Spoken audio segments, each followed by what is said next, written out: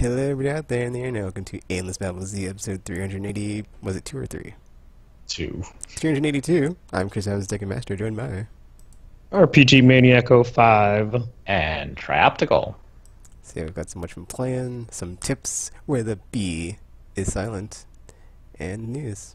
And maybe some other stuff. I don't know, whatever. Only in the darkest timeline where you can have a silent bee. A silent bee. If a bee falls in a forest, does it make a sound?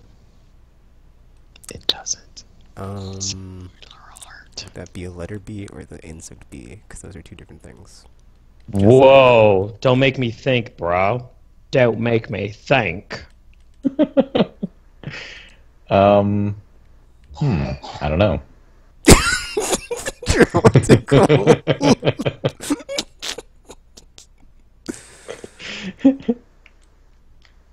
Always ready to think. Not always have the answers. It's like, and thinking. I don't know. Oh, okay. Tropical. AimlessPodcast.com. I guess I'll go first, because that's the order. Duh. So, I'll do handhelds first, because, it's all about the D and stuff after that. Oh my. So, Tekken loves the D, guys. He really loves Samus D. Returns, still, grinding away, or not grinding away, but, catching those Metroids and DNA and doors, because that's the way the game works, is like, you gotta get the thing that goes at the door, and it's like, oh, you don't have any Metroid DNA, and then you gotta find a Metroid, kill it, and be like, alright, I found some Metroid DNA, it's all over my armor. Well, I mean, that's not how it Gross. works, but, I'm just making this up. It's like, scan me, ancient Sounds very technology. inappropriate. And it's like, okay, Tekken, scanning. Okay, you can go a bit farther, or you can have a bit more progress, or show her where the next thing is at, and it's like, yeah, just, slowly but surely getting there, because I got to the next area. It was all purple goop. I don't know what it's called, it doesn't have a name, and it's all Called deadly. Maybe it's phase DNA from the D. What? What? I don't know what's happening.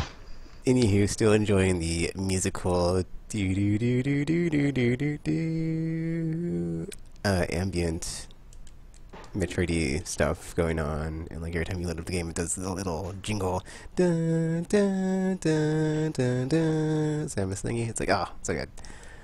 But yeah, How many hours in are you? I'm like, it's weird because like my time in and my percentage are like way off. I'm like I've played a lot because I keep getting lost, or just it's like, yeah, I did not have my Metroid pants on when I went to go play this, Your Metroid and pants.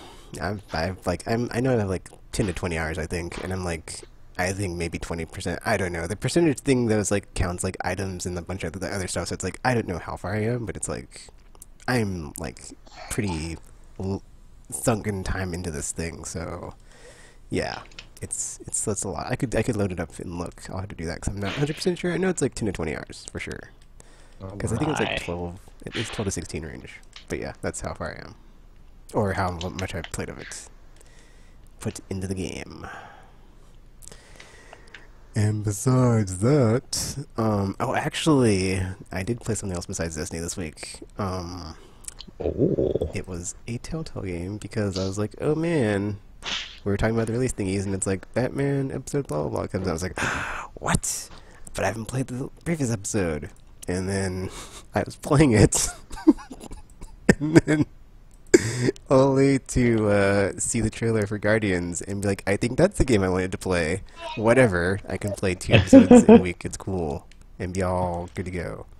But man, Batman Enemy Within, I think we got a winner here. It's, yeah, completely improved on the first one, and then this one, it does one of those things where like Telltale makes you make a decision. Well, they don't make you make a decision, but you have one of those decisions where it's like, I don't know what the right thing is to do, and I think this is the right thing to do, but it's a really bad thing to do, but I'm gonna do it because I think it's the thing I should do, even if it's a bad thing, and I did it, and I was like, ooh.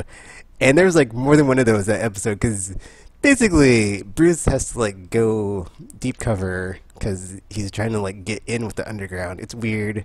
It's super interesting though, and it's like, man, this is really good.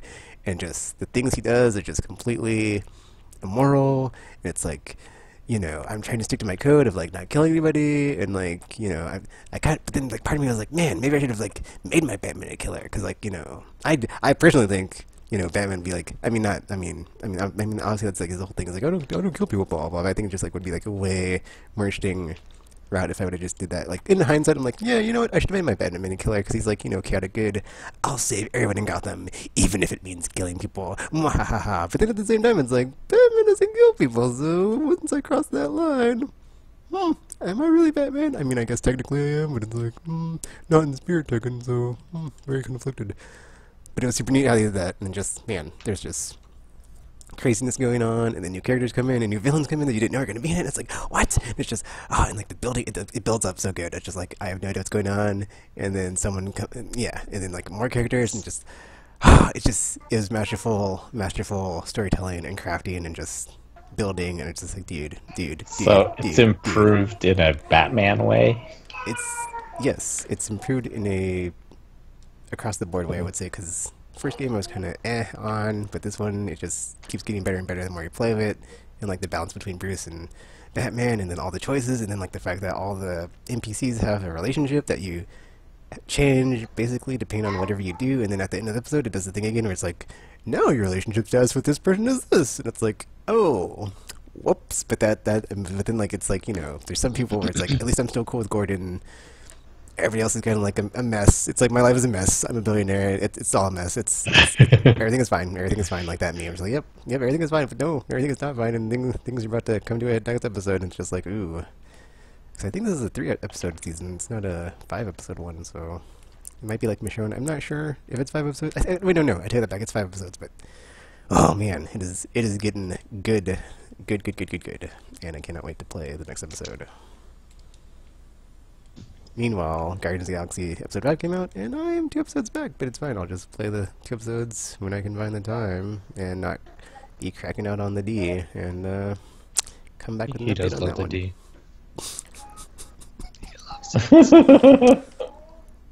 Speaking of the D, Destiny 2, that is, her.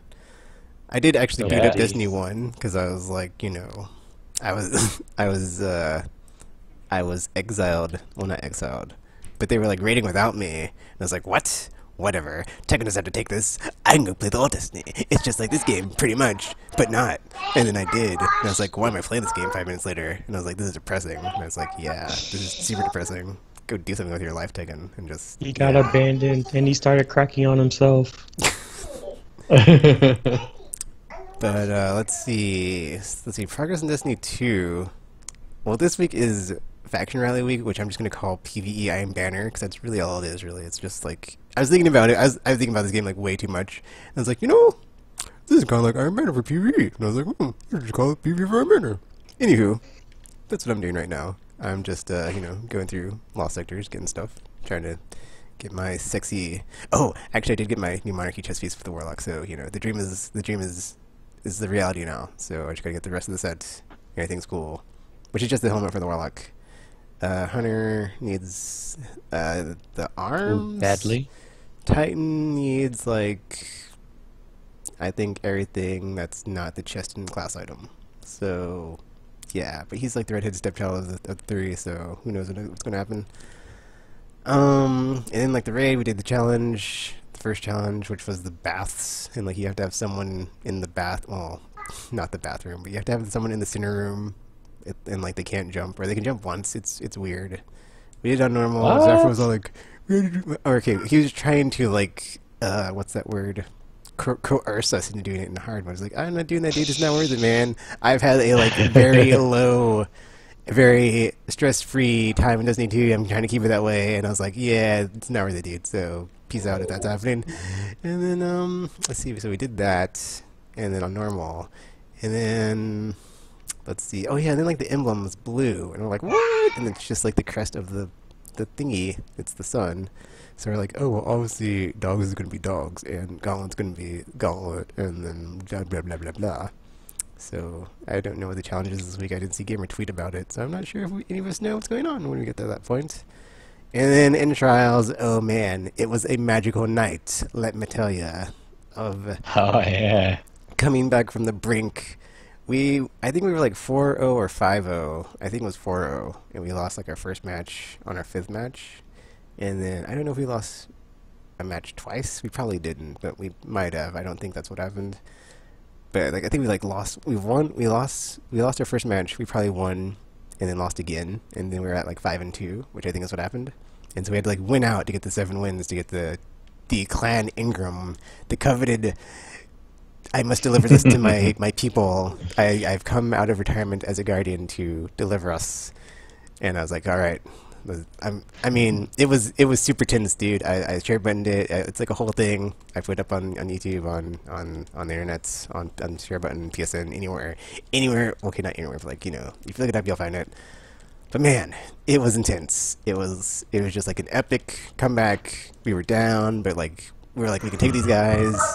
And then it's like me and Zafra are the last two standing, and he calls it had that magical moment where it's like, you know, Zafra says like do something, and he just has like this instinct, and I'm like, all right, Zafra, because I believe in you, and you believe in me, and we're such a great team. And then stuff goes down, and then it's just like the epic clutch moment of like, dude, we just did it. And she's like, yeah. And then it's just jubilation and joy and happiness. I was like, oh, this is like, I mean, not in the moment, but like looking back on it, it's like, that is why I play Destiny, of just like these, oh man, these amazing moments that you just like get every one every 100 hours of like, oh, that was so exhilarating, or just like, oh, that's so great. And then like we got 7 wins. I mean, that being said, I did get like crap drops at the Spire, which was like, you know, whatever, RNG, just guard yourself. And besides that, because I got like 3 of the shotgun, and I was like, what? Whatever, dude. And then 3. I got 3 of the shotgun, I got the SMG, and then I got the arms and the class item for armor. That being said, because like you can preview the Ingram and it shows like a full set when you're at the vendors. And I was looking at the Warlock thingy because I didn't do it the last time with the Spire. And I saw I had to rise that. I mean, I'd seen it before, but I didn't see it with the full set. And I was like, all right, that is my goal for Destiny 2 Trials this year, anyways.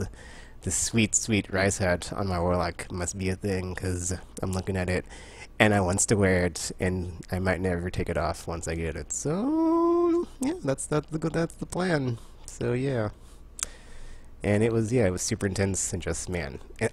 And I had, like, the best game of, like, ever in Destiny and Crucible. I went, like, 22-0, unbroken. I was like, oh, that was awesome. And I shared button, and I was like, yeah, I'm never going to do that again. Maybe, we'll see. But, woof, I was on fire. I was focused. It was great. And, yeah, it was a fun effing time, I gotta say. See, besides that, yeah, not much was going on, because there hasn't been, like, an Iron Banner or faction rally till this week. So, besides that, it's, like, basically just, like, slow going until this week, and there's something to do. So, yeah, just Destiny being Destiny and stuff, and playing with people. And then like the slow burn to get all my armor optimized, but I'm like not really super worried about it, because they said in the weekly update that like that's one of the things that they're looking at. So I'm like, long term, I might not need to worry about it, but short term, it takes too long to like really me to care to grind for it. So I'm like, whatever, dude.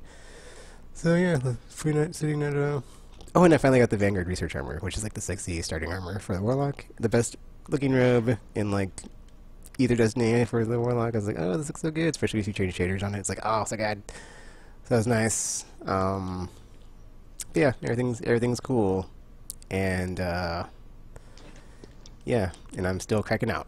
I mean, I'm kind of hitting the wall because there's not really anything else to do. Like I said, it's just like, you know, I'm like at the precipice of like just playing on Tuesdays, because basically there's nothing to chase, nothing to grind for, because that's kind of how they designed the second one. So I can be way less. I can come up for air finally, like I did. Oh wait, I did. Wait, no. When did I play? I played something. I think it was Ure. I think that's what it. Or I think Ure, and then like when they left me, did like raid, and then I was watching some documentaries. I was like, wow, you know what?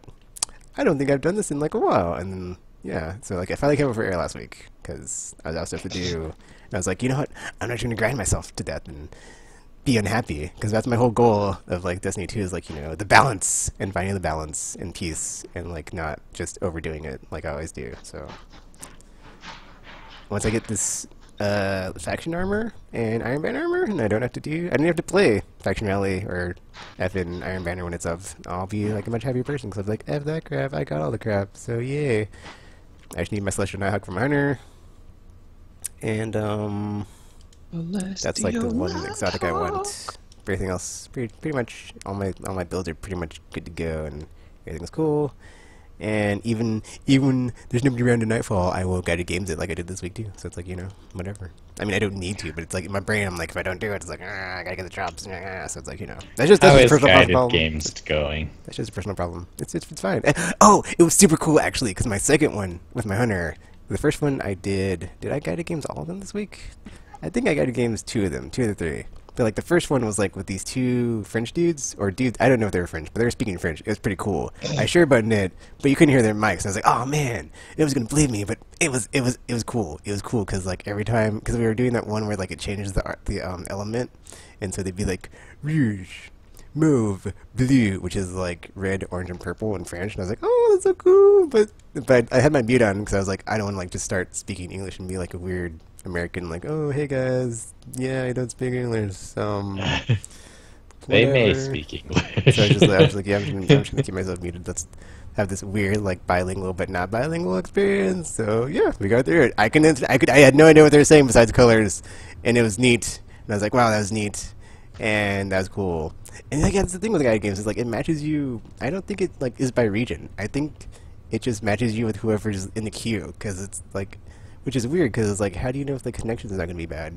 So, that was neat, because there's always, like, these like, some clans have, like, the Asian language characters that are, like, you know, I can't read them, but I know they're Asian, and I'm like, why am I being matched with these people? Is it because I'm up late and there's nobody else playing? I don't know, but basically, I kind of want to play them sometimes, but I'm like, there's language barrier, that'd be like impossible. So, well, not impossible, but just like I don't want to go through that. So, pass.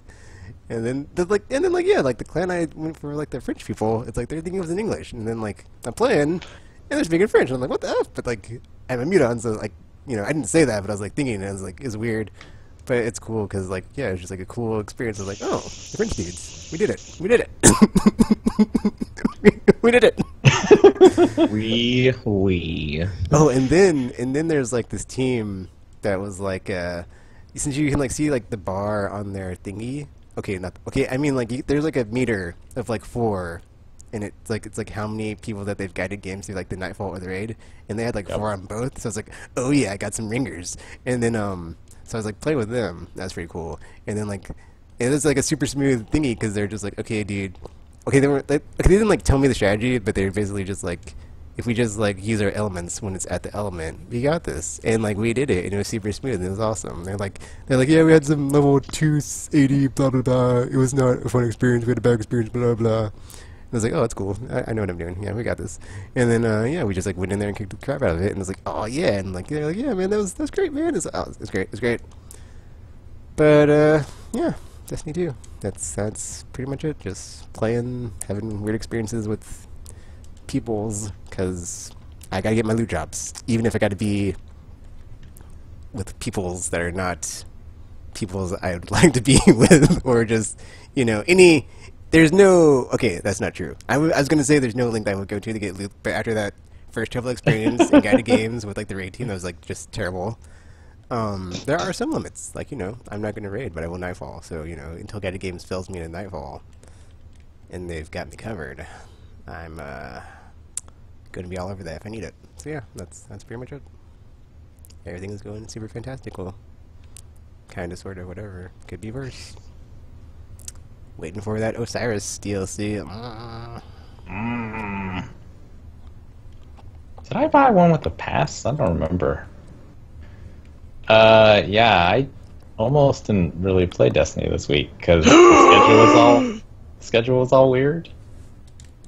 It's like Tuesday night, no one was on. Like, Gamer was clearing backlog, and he was. Yeah. I don't know where his Afro was. So I was just like, Oh yeah, Okay. that's the other thing, dude. I feel hoodwinked. Like when I look at the clan roster and there's like nobody on, and I'm like, they tricked me. They haven't tricked me. And it's just like, where's Dagger? Where's Zab? Where's all these like people I never played with? And then like the second week, I was like, oh man, I'm playing with my friends, and they all went away. It's like, I knew it. I effing knew it. I effing knew it. I'd be there holding the bag while everybody else just got away. And it's like, no, it's Destiny 1 all over again. I'm gonna be stuck 3 expansions in, and then it's just gonna be me and whoever else. Whatever. I mean, I guess it's whatever, because we had that magical moment in Charles who made up for it. But that being said, it's like I think I made a mistake. Whatever. I don't regret it, because I mean, even though I kind of do, it's like You've whatever. had some cool moments already. That's all you can ask for. It's like, I mean, I guess the thing is like I didn't expect the or maybe I did. And it's just like bringing back that PTSD from Destiny 1 of like, the peak and then like the valley and then like going over the cliff and then like, everybody's like F Destiny. So yeah, I guess we'll see what happens. In the B. Yeah. Well, like when no one was on, I just went and played Crucible by myself, like I do now. That's what you did in previous Destiny. Yeah, I like Crucible. Crucible is what I like.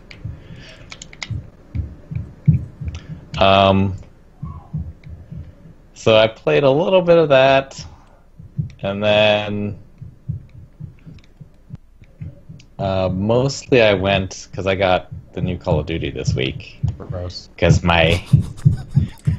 so there's a commercial on in Europe for Call of Duty World War II called "Get the Squad Back Together," and it's just like it's really cool. It's like these young adults, starting out professionals, all like saying, "Oh, Call of Duty's going back to World War II." It's like we gotta get the squad back together, and since it's British, like it sounds very classy, and they go around and they collect all their people who have these jobs, sort of, and then I was like, that's kind of what we're doing.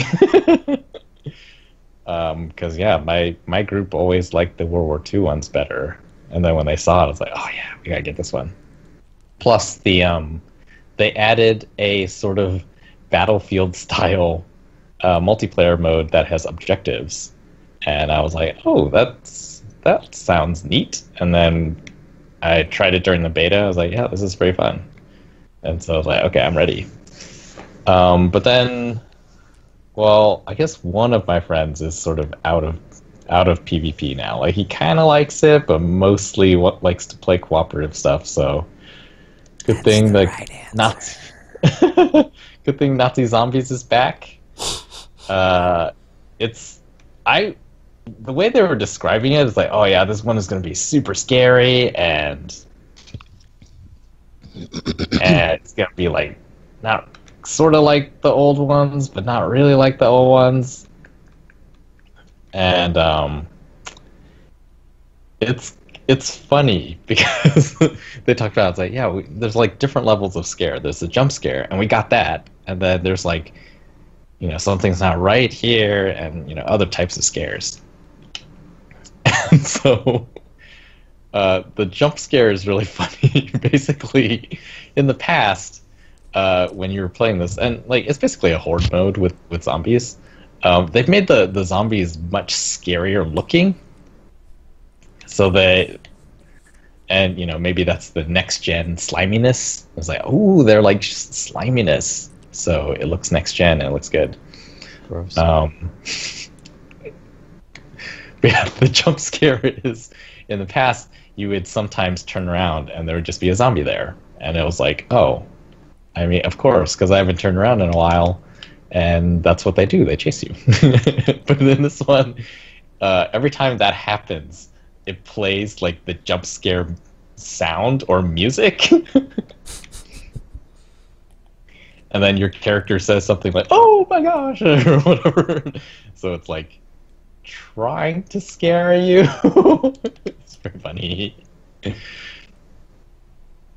I think it's very funny. And then, yeah, it's just like old time zombie mode, except you can't build anything.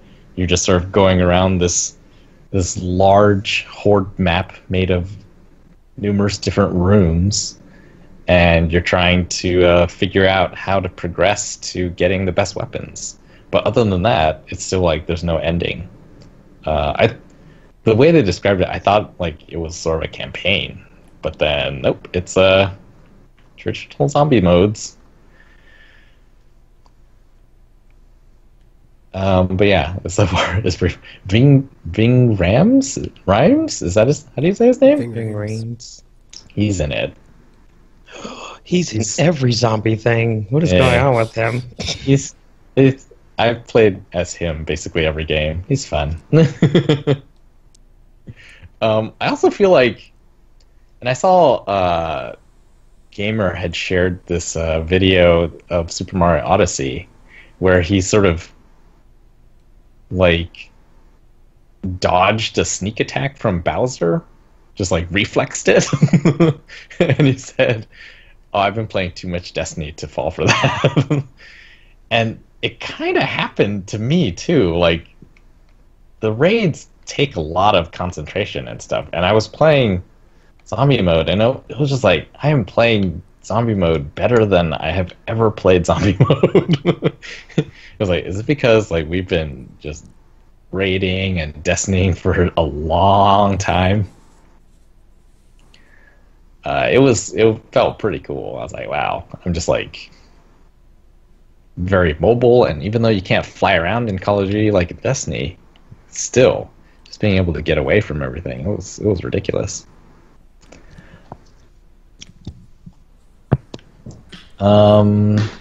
Yeah, I wanted to play the campaign, but I haven't started it yet. And war mode, I think is pretty fun, but also haven't played too much of it yet. There's only I don't think anyone's going to complain, or I think they will complain, but critically, you never see people say there's not enough maps. Like zombie mode is only 1 map, and war mode is only 3 maps. But that is my complaint. I was like, oh, I wish there were more, especially war mode. Zombie mode, 1 map, that's fine, because we haven't, really figured it all out yet. The other one, it feels like there should be more. PvP stuff should have more maps. But it really should. Back in World War II days, they didn't have that much land. They had exactly the same amount of land we have now. Not enough land. They just maybe didn't know about some of it. Nope. Just didn't have enough land.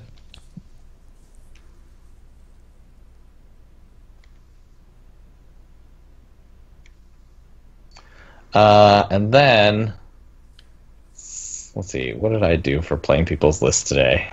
Or this week? I don't remember yesterday. Oh, yesterday's was Tearaway, but today I had to play League of Legends because, of course, League of Legends is on the top 100 games. It is like the biggest game out there. And I was like, oh, yay. It was interesting. I've played a lot of MOBAs since I last played League of Legends, and now League of Legends feels really slow. Like, you really have time to think about what you're going to do tactically. Although, it's still really overwhelming. Like, every time an enemy character would do something, it's like, I have no idea what that is. Like, is that going to kill me? Is that them healing? Is that a shield? It looks like a shield. It's just really ridiculous. But yeah, I won that game. I was like, ooh, I'm pretty impressed by myself. I got lots of kills, and we won the game, even though most of the time I was just very confused and I wasn't sure what was happening.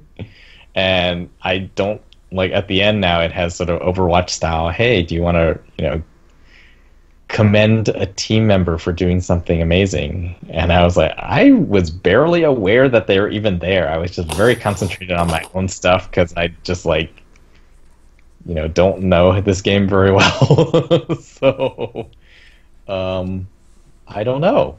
And I was like, I'll skip it.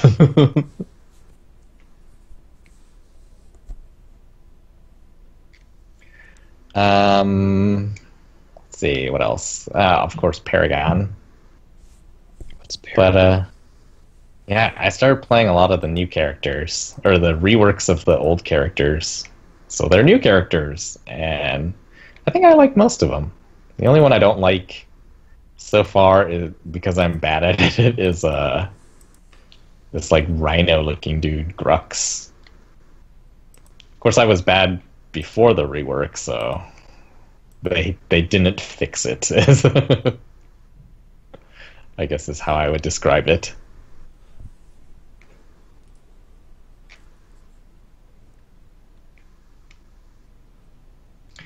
And yeah, I think that's what I've been playing. Yay. RPG.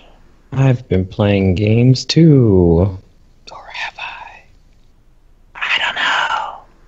I have. You said it in a way that makes me think you have, but you never know.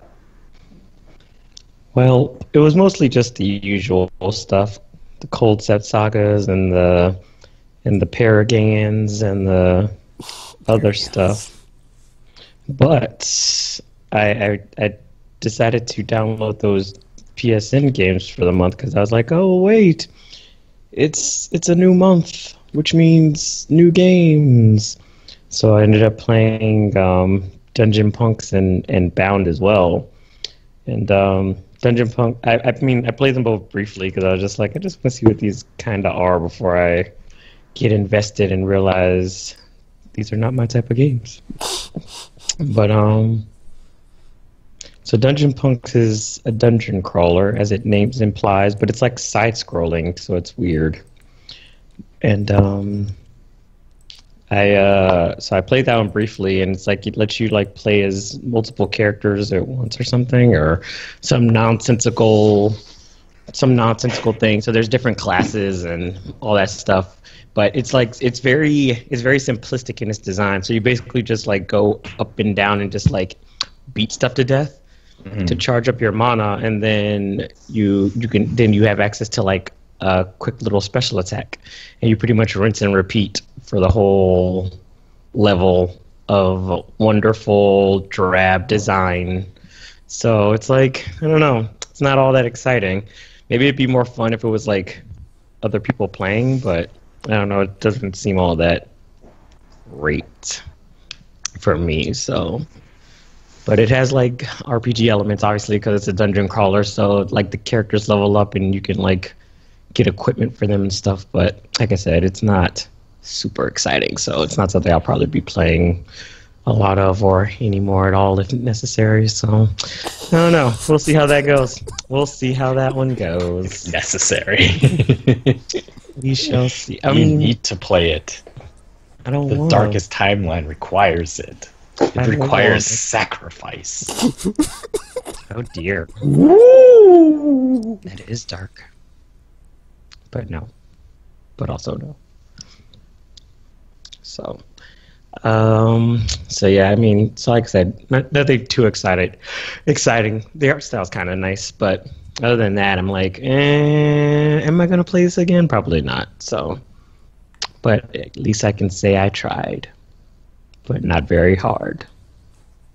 So, other than that, let's see what else. So I started playing Bound, which I am not completely sure what exactly Bound is, because Dancing game. I was when I first started it, and because like I thought I knew what it was anyway, because I was like, wait, this is that one game, but then when the game started, you're like a pregnant lady or something, and I was like, is this the right game? Yes, I haven't played it yet.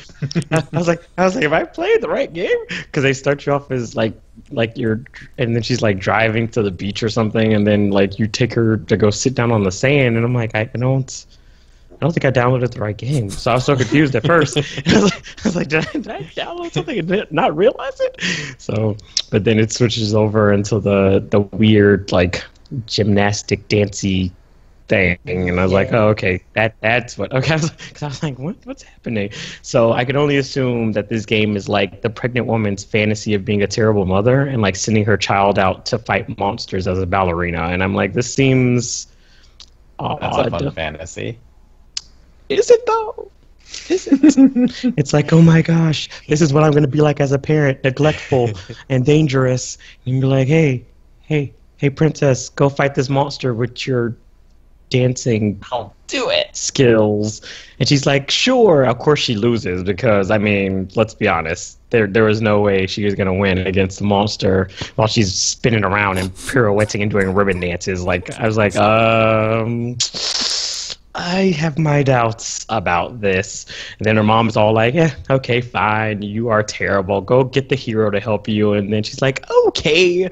And then she goes to do that, and then she fails at that too. And I'm just like, this just seems like a crash course in terrible parenting. And yeah, I think that's what Bound is. It's all about being a horrible parent, and it's her fantasy of being one. So she's like, yes, I hope this is how I am when I'm a parent, because she's pregnant, obviously. So she's like going to have her child and be like, hey, child, go play out in traffic and go do stuff. And then they'll be like, okay, mom. And she's going to be like, yes, it's just like my fantasy. And it's just going to be a mess. It's just going to be a mess. So, Good. so yeah. So if you've ever wanted to get tips on how to be a bad parent, play Bound. Seems to be how that works. I don't need tips. He does not need tips, guys. He laughs at your tips. So, yeah. Other than that, just like I said, Concept Revolt. Been trying to like build up my deck because I love card games because they're fun. So, just doing that and playing Extreme Monopoly more or less. So, yeah. Monopoly Kiwami. Because everything's Kiwami in Japan. So that means extreme. Exactly.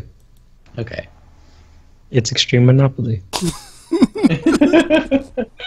Because people, like, in the story, people literally die after playing it. So, I mean, like, it's Extreme Monopoly.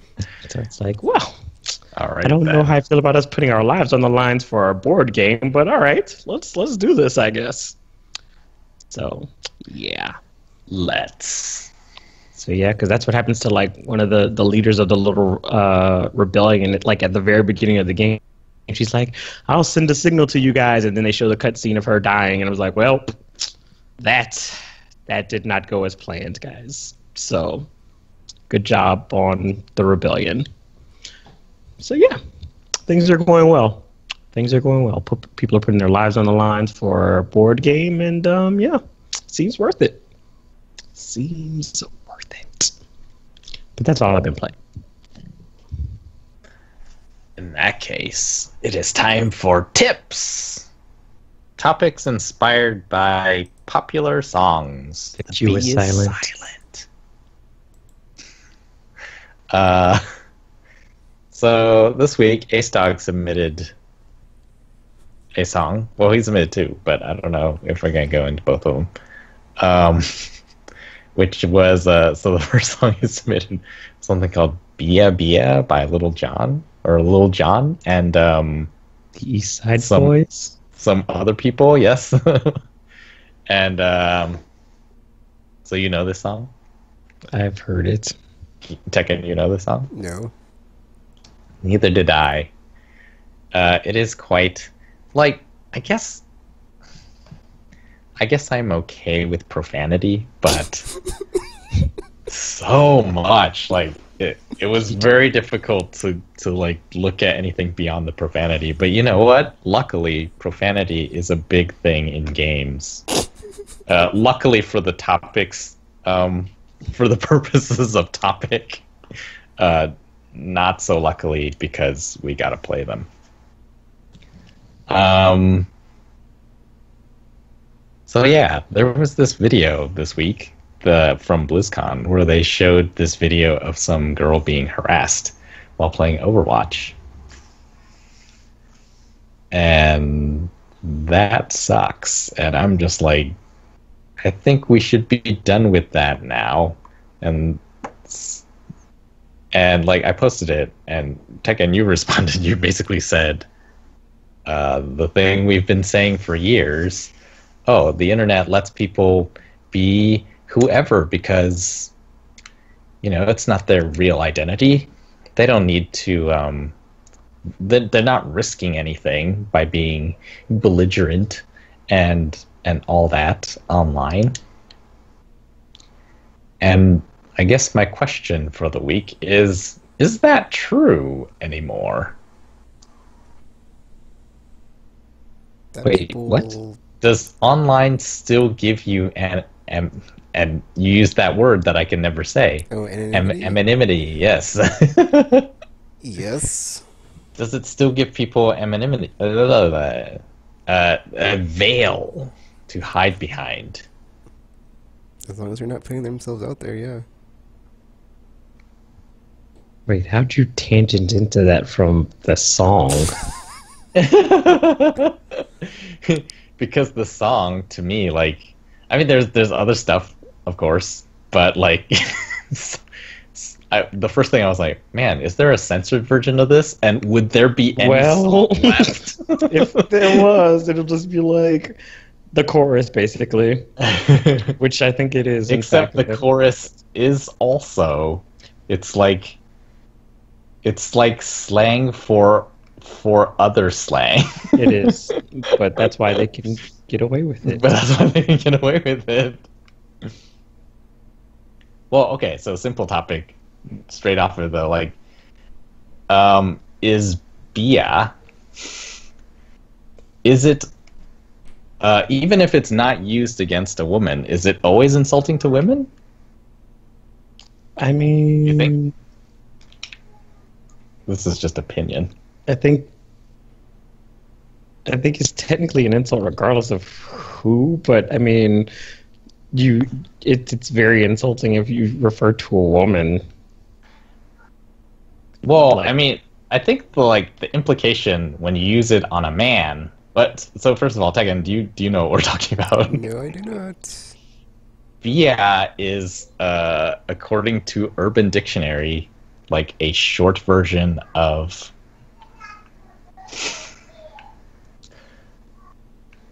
The B word is what you're going for. Yes. So you don't have to actually say it because you have a child in your house, and I don't want. And I have no don't. idea where she is right now, so. She's like behind you. She's like, "Daddy, what does that mean?" It's like, Although, you know how, like, curse words are, like, the first words you learn in any language that you learn? I wonder if that's true for young children. I don't think so. Because I've asked her once, like, oh, those are bad words. Like, do you know what bad words are? And she sort of looked at me sheepishly. And I was like, do you know? They're the easiest ones to.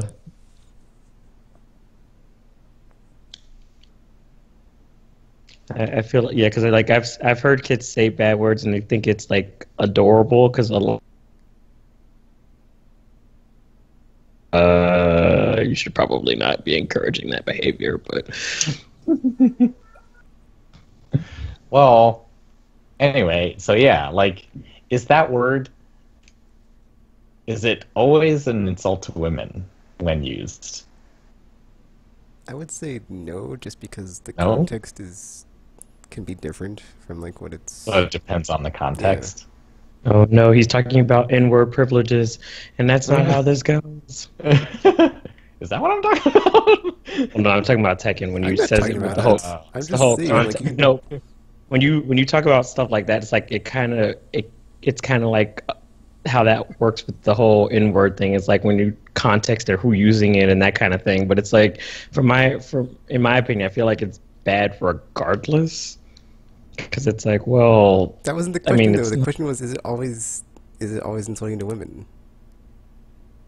when used to refer to them, yes, it is.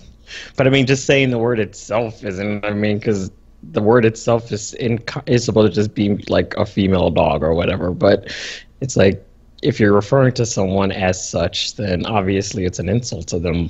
So it's Like, there's a part of the song that is like, don't be a bia. And it's like, so in that context then, yes, it would be, right?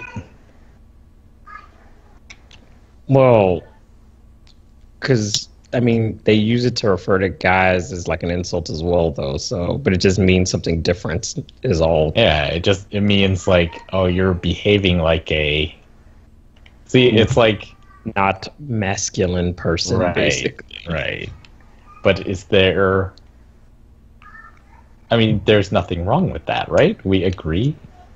Yeah, people can act however the hell they want. But then again, essentially, it comes down to like society and how the whole hyper masculinity thing too. So it's. But yeah, essentially, like because of the gobs of profanity in the music, I was just like, I can't like not. It's all of Lil Jon's music, basically. It was like all of it. I can kind of ignore it. Like I'm of the opinion that they are basically just words. Like I'm okay with my kid knowing them as long as she's not using them. I also feel like, if you spend your life using them, then when you really need something strong to say, you don't have anything else. Like you're already using the pinnacle of our strong language. Like what else is there? You gotta make up new ones. And basically people are gonna be so used to you saying it, they're gonna be like, that means nothing coming from you. Or you gotta like be violent, which is probably worse. Violent. Fun. So yeah, like that's how we got here. And yeah, because of the video that happened, that was published this week. And it was just like the video I thought was really interesting because none of it is surprising, right? At this point it's just like, and that was the thing, like even though the video is new and you watched it, it's like, but nothing here is surprising. Like everyone is saying basically the things that they always say. The girls are all like, yeah, that's how it is, and I learned to ignore it, or whatever. And the guys are like, oh, I never knew it was that bad. And that's like the weird thing to me, because like to me, it's like I don't know why people would put up with that or like continue to put up with that. So it's like if there's systems in place like party chat or just like. Like, why don't you just use systems where you don't have to listen to these people be nonsensical? Like, you don't have to be in like the like chat channel of that game. It's like I don't know why you would still put up with that if you don't have to. Because like I was watching, I was like, yeah, this is why I like Destiny PvP, is because I'm not in the same chat channel as like everybody else in the game, and I don't have to put up with their crap when they're just like spewing whatever out of their mouth. And like part of the reason I'd like never go back to Call of Duty is because like that is just like the environment that you're in all the time. It's like F that crap. Basically. Or like if I did, I just like go into party chat, which is like what I do with any game that like puts you in like after Destiny, it's like I'm never going back to a system where I am in another channel with other people that I do not know, like on a level of like beyond they're just some person that I'm playing with, because it's like I just don't want to put myself in that situation where they can just act whatever way they want to and just act like they can get away with it. Or just like there's no consequence. They can be a basically. Because like even when I play Mass Effect Andromeda, I put party chat on because I'm like I don't want to deal with anybody when I'm playing, because it's like it's just like it's not worth it to like ruin my game experience. Just makes me sad. Because like voice chat makes games better, I think, or in theory, right? Because in actuality, and it saddens me that it's like that is sort of how we think it is. It's like this is how it is. It cannot be changed. It is a state of affairs. But no, like I think it is a question that we can reevaluate every once in a while. Like, are you really anonymous online anymore? I mean, you could be tracked down, but it's like what? I don't think you were ever technically anonymous. Like, what is the where are you going with this article? Well, what I'm saying is like, Are we going to dispense judgment on people or something? Well, no, I think it's more like, well, why does this behavior still persist if it's like you can still be found and everything, that kind of thing. So it's Well, like there was like some website that I've like heard on a podcast called like something something. I can't remember what it's called, but it was like they would like shame people that like did that through like Xbox Live and PSN messages. But like, they would shame them. It's a scarlet letter. I'll look it up. What's going on over here? It's like I don't know. It's like I guess there's just like I mean- only so much you can do. I don't know if shaming is necessarily the solution. But, well, no, so first of all, like... 'Cause I feel like that's just you're just putting negativity with I like you're attacking negativity with negativity. It's like that's not really a productive it's way just, to like, end it. escalating. Yeah.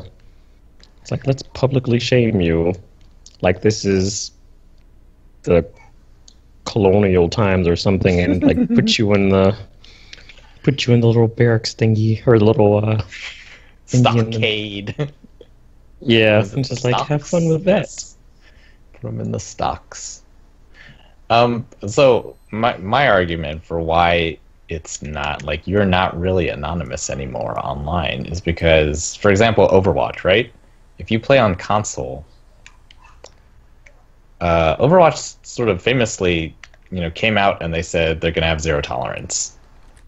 If you cheat, it is a permaban. I don't think they had quite as strong a stance for like toxicity is what we all call it now, I guess. But like that's what they said when they came out. And so basically, if you're playing on console, you have Overwatch, which you have to buy. So that's like, I think the lowest I've ever seen is like $40, so $40 to $60. Then you have to get PlayStation Plus or Xbox Live, whatever, which is another $60 or $40 to $60. So it's like $80 to $120. If you can get banned, Forever. like it isn't free anymore. You can't. In some ways, you are tied to this identity now.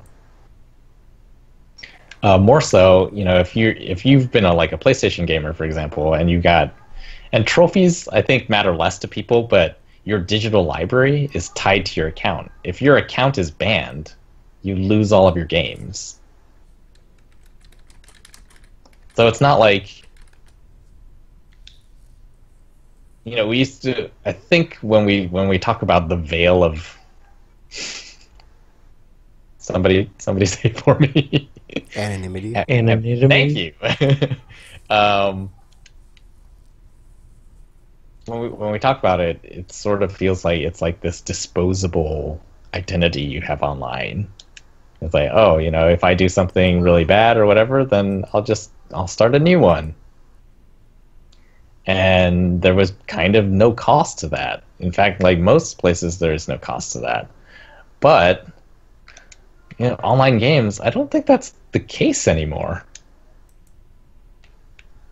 Well, everything is expensive nowadays. Only regardless of what you want to do, nothing's actually free. Well, Except you for can my still make love. you can make Twitter accounts, right? And they don't cost anything. You need a computer though, or a phone. Or a you need some phone. type of electronic device that you purchased. But And it's those not are like that device gets banned. If your account gets banned, you just get another account. You have the same device. You don't need to buy another one. But like if your copy of Overwatch is banned, then one, you can't just buy another copy. Or no, I guess you can.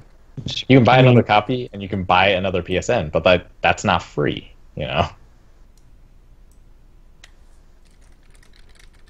Like this was what I talked about way in the early days when they were doing like trophies and how on PSN anyway you can't change your PS ID. Like it feels like they're trying to lock you into your account. so that it's not just this disposable thing that you can get rid of if you need to like take the heat off or whatever. Like Grand Theft Auto. It's like, oh, gotta get those stars down.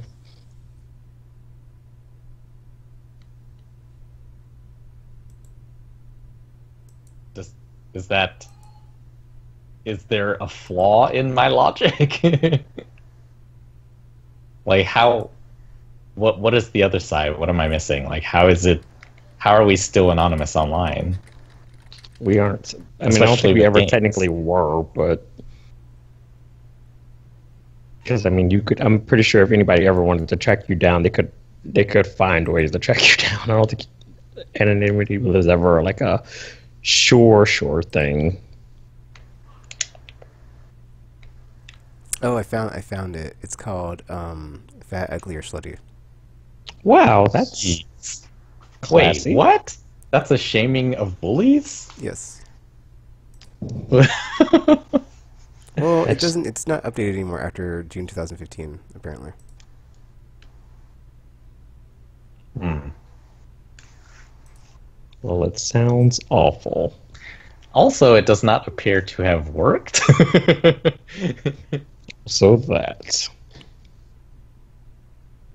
I don't know. But they basically I don't. post up messages from PSN and Xbox Live from people sending them mean things.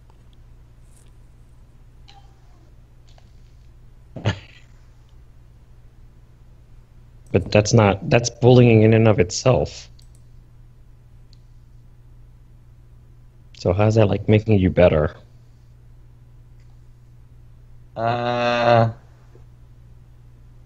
Again, I don't know if it's about so I often say in my mind, like, I just want to change everything for the better in the world. Is that too much to ask? Yes. Yes, it in fact is. Not a simple fix. You know, I want everyone to be able to play with voice chat, and you can, you know, like the dream when the engineers were building this stuff, like, yeah, everyone will be able to talk, and everyone's gamers, and we'll all get to, you know, you'll meet new people to play with, and it'll be amazing. But it wasn't, said the narrator. How do we get that? That's what I want. How do we get that? You start a 1984 style utopia, and then you can have a nice fake version. That's not how that game. That's not how that book works. That's exactly how it works, because then everyone was happy, because if you weren't happy, it was a crime. So you just make it illegal to not be happy, and then there you go. I'm scared. You should be. You should be. Because at the end of the day, it's basically the only way they kept people in check is like they knew they were always being watched, basically. So yes, while they were basically living in fear and it was horrible, it was technically everyone was happy, just not actually happy.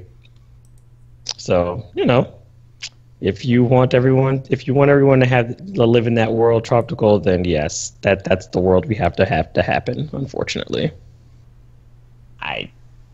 You're welcome. Buy that. Come. It's not the world we asked for, but it's the world we deserve. All right, if not perfect, how do we get closer? I just told you. By forcing misery upon everyone.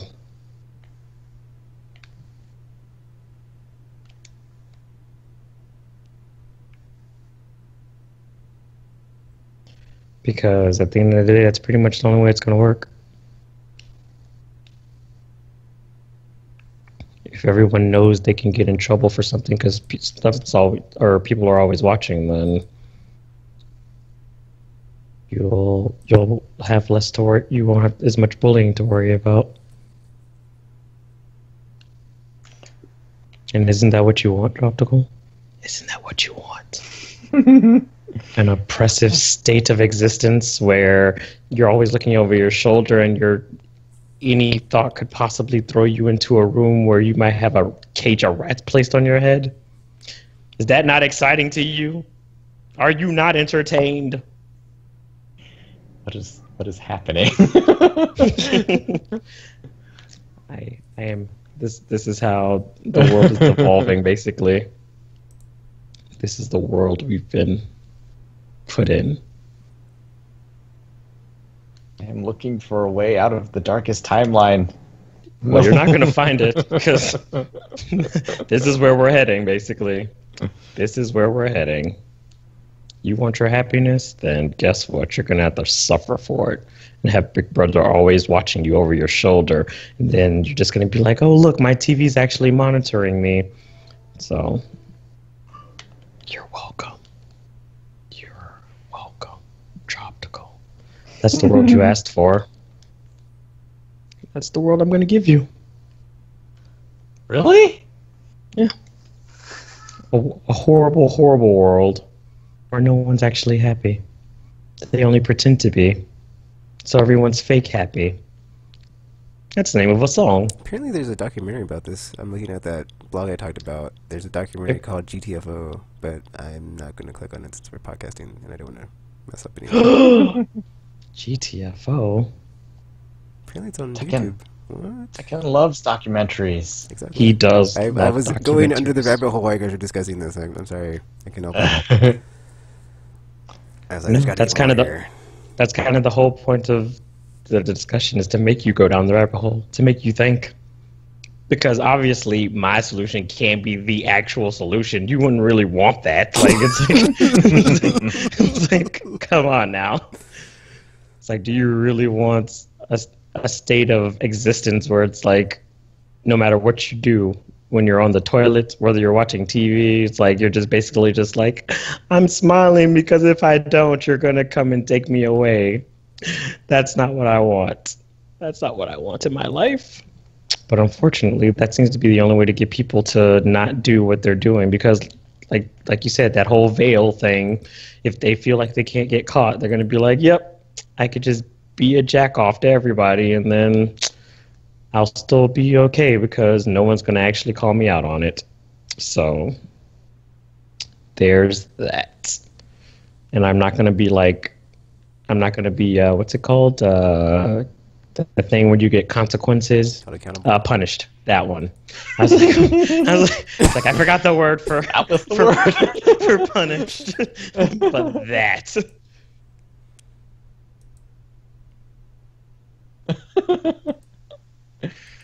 All right.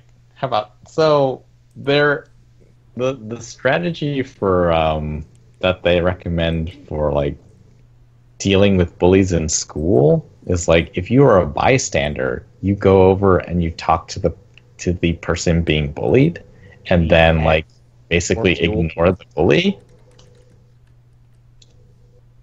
Do you think that works online? No, because you're all already there. So obviously, it's not going to work if there's already a bunch of people there, and these people are still just like, nah, I'm still going to be a bully anyway because I'm online. F you. So Also, there's like the chance that that's just what the person wants is to get like a rise out of people and like a Basically. reaction or just be like a provocateur. Well, it's not about like fighting back. Like the strategy involves ignoring the person entirely by talking to the victim. it's like, hey, you're still pretty. Don't listen to that guy. No? Don't listen to it. I don't know. I just feel like you can try, but the problem is if there's too much noise, it's hard to talk over. So it depends on how the bullying is happening. If it's just like through messages, then you can always just like mute it. But it's like, well, I mean, most systems now allow you to mute like specific players. So even then, if someone's being bullied, they can just be like, yeah, I'm not going to listen to anything you're saying now, and then they'll just mute the person and not have to hear them at all. But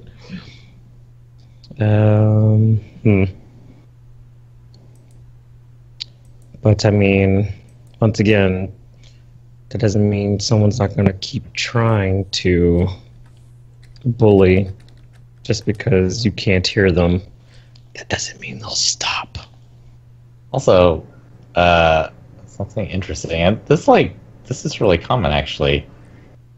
When people talk about this stuff, it's always other people. Like, that was something I pointed out with the video. I was like, you never, the bad actors are never in the videos being interviewed. Do you feel that do you feel that by saying nothing can be done, that sort of gives cover to the bad actors, so that they feel like, oh yeah, there's nothing wrong with this, because if there's always going to be bad guys, then I might as well be the bad guy. Let's be bad guys. I think it kind of does, because I think, like, since we're talking about, like, we've addressed this many times on the podcast, and, like, still has not changed. It's like, it just doesn't seem like anybody's willing to, like, go far enough or do enough. It's like, I don't know if it's because they fear, like, the money dear boy money of losing money by, like, sales numbers or something, or just, like, it's too much of a hassle to, like, try to implement a system where you can, police or have some sort of system in place to take like do something about this. But it just doesn't. It does seem like if there's, like, nothing there to prevent it in the first place, it's obviously going to, like, have an impact of, like, not giving anybody anything to, like, fear of, like, as far as, like, consequences and repercussions when they aren't being an a-hole all the time online. Yeah, somebody has to go far enough.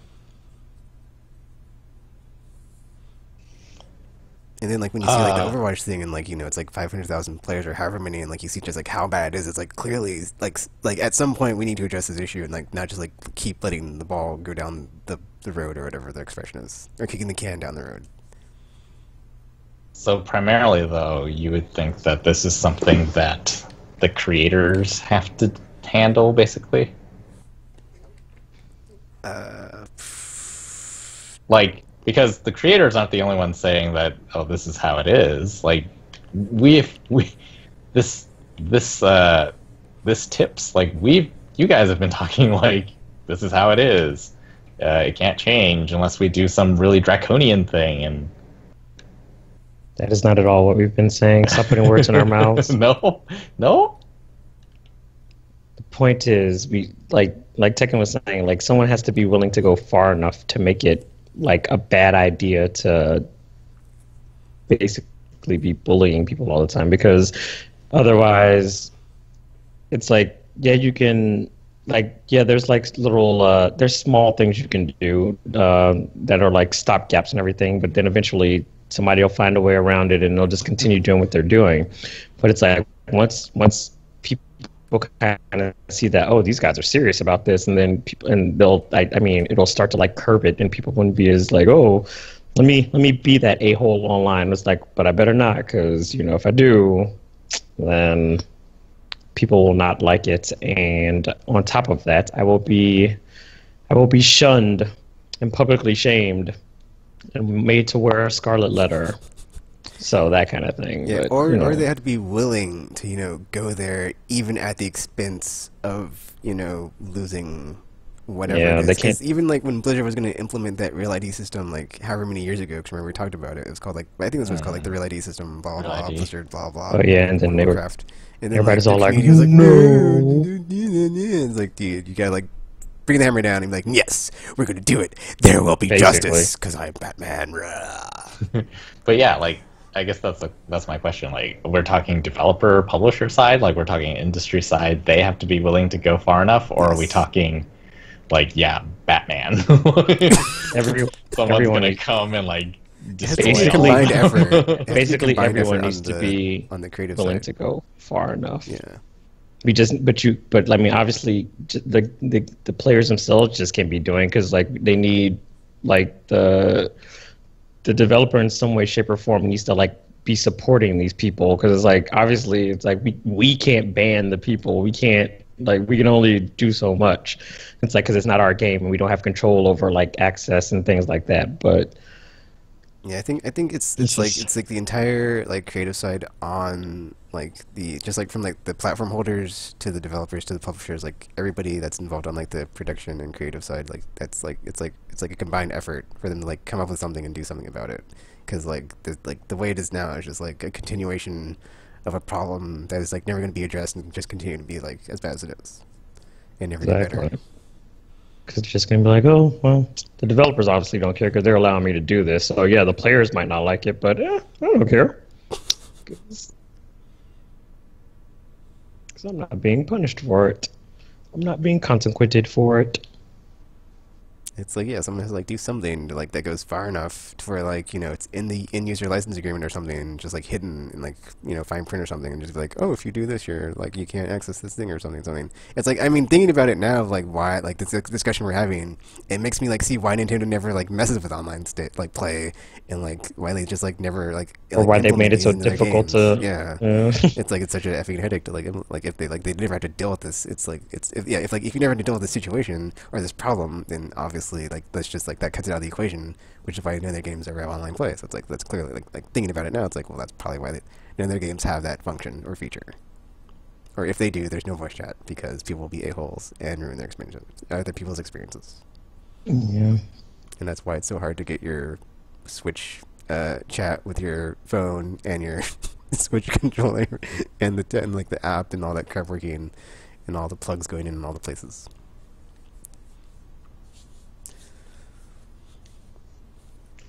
Huh. Well, unsatisfying, I know, that we're here again, and the conclusion is the same. Very sad. Darkest timeline. Basically. In the darkest timeline. So as individuals, like, we do nothing. Why are you so intent on not doing anything? Don't be a bystander, Tropical. I'm just asking. Don't be a bystander, It Tropical. seems like the conclusion we came to is like, it's up to you guys, developers and platform holders and publishers. They have to support us. It's not that they have to do everything. It's like we just can't do everything ourselves. All right. Well, that's tips. We got that one. The next one, I believe, is the song is something by Panty Raid. The song is not called something. It's but the song is something.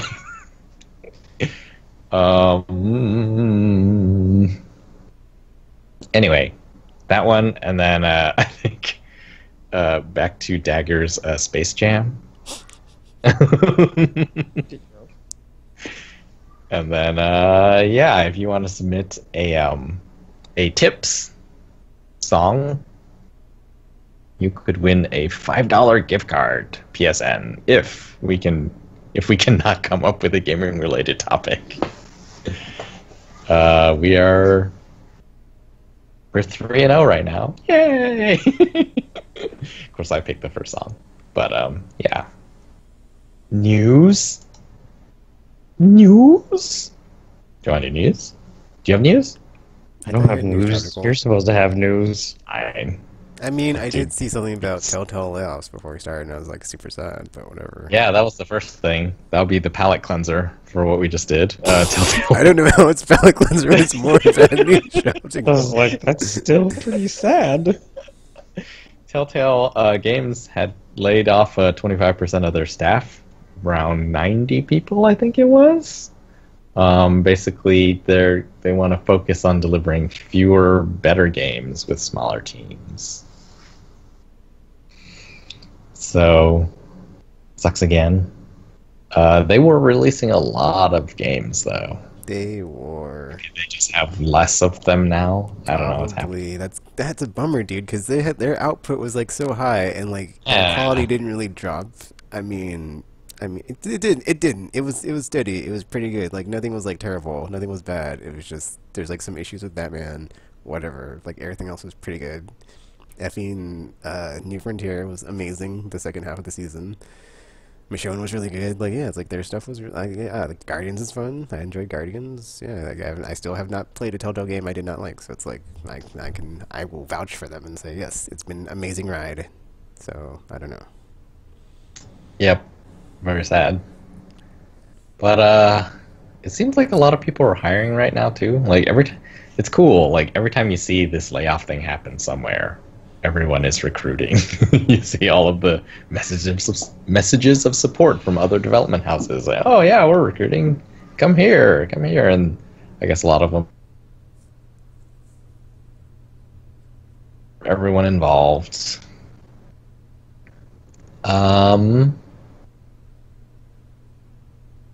PlayerUnknown Battlegrounds has now sold over 20 million copies. And keep in mind, this is a game that is not out. This game is not out. It is still in early access. I think it comes out on Xbox One December 12th, I believe. Do you think that game makes any... Does it move the needle at all? No. No. I guess... Well, this genre, I think, is becoming a genre now because there's actually 3 or 4 games like it. Like, it doesn't appeal to me, so it's like I don't really see the appeal of it. But it's like it's whatever it is. It's its own thing. But it's gonna come to PS4 eventually anyway, and it's on PC. So it's like I don't see why someone would be like, oh man, I gotta get an Xbox One for this. Oh. It's one game. And the other thing is Fortnite, when they added basically the exact same mode to their game as free to play. And it's on PS4, so, and like the numbers on that one, not 20 million, but much higher than before they had that mode. That's the other thing is like you have like all the like the clones of Me Too's that are gonna like come after it and be like, well, close enough. And it's amazing to me how quickly that all happened. Like, there are other popular games that took forever for the clones to come out. And this one is like, the game is not even out yet. And there are there's at least one high-quality clone of it already. Hello, Wells. Yep. Speaking of Xbox One X came out today. What? Have you seen anything? I still didn't know it was coming out, so... I saw, like, the display at Best Buy is, like... It seems like they're making a big marketing push in the retail space. Because there was, like, new big TVs, and the shelf has, like, fake Xbox One units sitting up there. And they're just like showing off. It's like, ooh, look at all the different controller designs you can get. And yeah, it's just like a big shelf area that they didn't have before. Other than that, I don't know. I haven't seen anything. Yeah, I've heard nothing, so... What do you think? Does that one move the needle? Move what needle? As far as, like... Because there was a time when PS3 was way behind Xbox 360, and then in the end, it just was not. Tropical, we have been discussing this for like 12 plus months on the podcast as far as like Microsoft killed their first party studios. Then they were tied. They anchored themselves to Connect, and then TV Sports. How'd that work out? And then they played the next however long trying to catch up, and then they're like, you know what? Graphics, guys. Best graphics on the planet. Console ever. There you go. It's like, oh, hey, guess what, Xbox? I got a question. Where are the games, dude? Tekken. Well, we got Forza.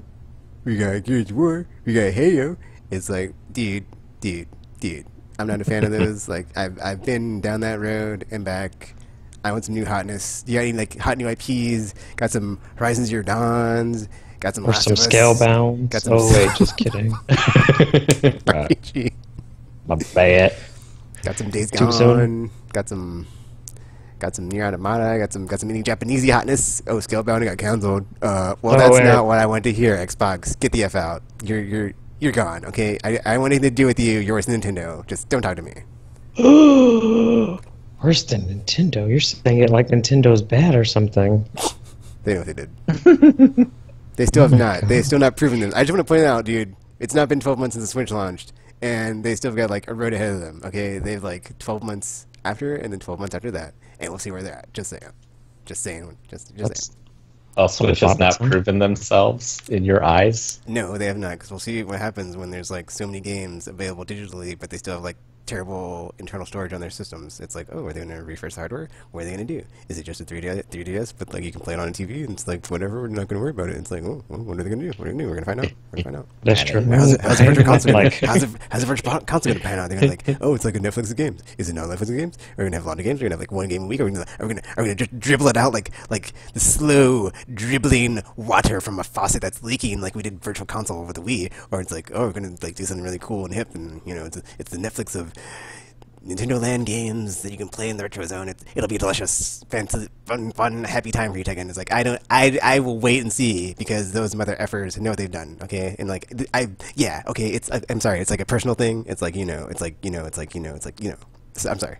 It's just like we have history, and I'm never gonna forget. So it's like not going back. They back down dated that road. once. It's like I was This is eyeing up that Mario Switch bundle, and I was like, stroking my chin, yes, Tekken. I can afford this. This looks like a fun time. And then my brain was like, hey, Tekken, guess what? You can't play Destiny on that. And guess what? You'll crack it on that game for like a week, be done with it, and be like, oh man, what do I do now? Go back to Destiny, and then like, yeah, that's what'll happen. So just take your hand off your chin and stop stroking it, and get back in the game. Oh, wow. Your mind needs to be in the realist zone, because those efforts have screwed you over. Because like you remember those long droughts on the Wii when there's nothing coming out for like 8 to 12 months. Yeah, you want to go back to that? I don't either. F them the B. I was like, you know what was in my head? Yeah, they haven't proven themselves. F them, and I'll wait and see. I'll keep waiting and seeing. Also, the Xenoblade Chronicles 2 Season Pass says hi. Who's dabbling in the DLC now? Money, dear boy, money. Oh, wait, they have a season pass for that game? Also, the Just announced Breath today. of the Wild DLC packs 1 and 2 or whatever it's called. It's like, yeah, remember there's Nintendo was like, oh, or like they were like the last bastion of like, no DLC, you just get the game, it's all on the disc, you don't have to worry about DLCs or patches or blah blah blah blah blah blah blah. And like that day is gone and coming on. The darkest timeline of gaming is now in effect. Microtransactions everywhere. The end is nigh. Put money in, nothing comes out. We're all ching ching machines. Ching ching, no ching ching, no blang blang. Oh my. Racist. Basically.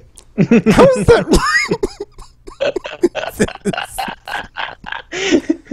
What did I say was racist? What the Racist. Apparently EA agrees with Tekken. They're like, we will fully support the Switch once a year has passed, and then we'll see what demand is like. Which is kind of crazy. I read somewhere that they are contractually obligated to make a FIFA game for every console that exists. What? How is that even a thing? I have no idea. But apparently that's why there was those Vita versions that were like reskins of previous Vita versions of the game. Wow. Yeah, Like, it's crazy. Under whose contract I is my don't question though? know. How does that work? EA in the universe. I don't how does that even work? It's like, yes, you're obligated to make a FIFA for every console that is whose contract is this? That was like what is that even? Well, I'm sure you're asking Infinity Ward and Respawn and whatever other studios are working on Call of Duty. I mean, not Respawn, because they broke off their EA now, but whatever. It's like Infinity Ward and Treyarch, those two, yes. And any of the, we need another studio to help with this Call of Duty dudes, and they look around. Hey, Beanox, hey, what's up? Oh, hey. Hey, Deathwatch team, we need help with Destiny. Could you give us a hand? You're stuck now forever. Sorry. I mean, listen until the 10-year deal's up. Have fun with that. Oh, BioWare. Oh, are you busy? Oh well, I mean, oh wait, you're not the A team. You're the Andromeda team. Motive needs you for the Star Wars thing. Come here, and then yeah, there you go. As Gabe Newell says, games are hard to make, and sometimes you get roped into it, I guess. Or maybe they pay you. I don't know. I'm guessing they pay you, but it's like you regret it. Like Visceral, they're like, oh man, this game is in work, or this game's in trouble, dudes. We've got Still trying to issues. figure out like And he's how like, does that whatever, contract work? man. We don't care what you have to say. We're running the ship. Silence. There'll be silence for your peasants. It's like, did they give themselves that contract, or just like, hey guys, before we start doing any work, we need to be forced to do Sounds work? like an urban myth the more you talk about it. Because like it doesn't make sense to me. Like how, who contracted them is my question. Like how does that work? The universe contracted them. like how do you force yourself to make a game for every console that exists simply because they're all from different companies, so it's not like it's a contract from like the console holders themselves. So it's like who made this contract? Who? Like how does it work? Like how is it enforced? EA and the game industry as recommend as something. Anyway, It's like who enforces it if you decide not to? Like are you gonna like yell at yourself and be like, hey guys. it's a fun urban myth though, right? Until you think about it. But then that part is kind of fun too, especially if one person insists that it's real. So I will do that, and then we can continue having fun forever. You're insane. Oh yeah. This weekend was BlizzCon. So they announced stuff there. First of all, No real did we ID talk about- system to combat online Yes, toxicity. unfortunately, no real ID system. Thanks, Blizzard. Thanks for nothing. Almost the chosen one. Our savior. You were gonna bring balance to the online world. It was supposed to be you. It wasn't.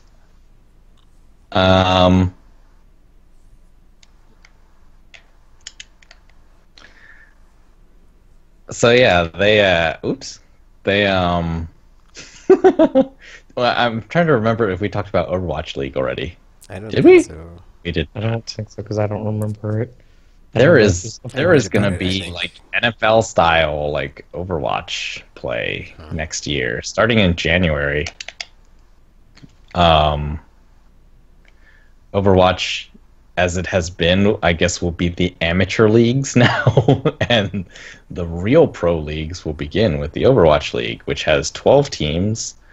Some of them actually owned by people who own professional sports teams. The guy who owns the Patriots owns Boston's pro Overwatch League team. This is starting to sound more and more ridiculous by the second. It is insane. Like they are going big. Investors don't quite believe in it yet, apparently, because when they saw the Overwatch League stuff, investors were kind of like, downgrade, because there is so much risk involved here.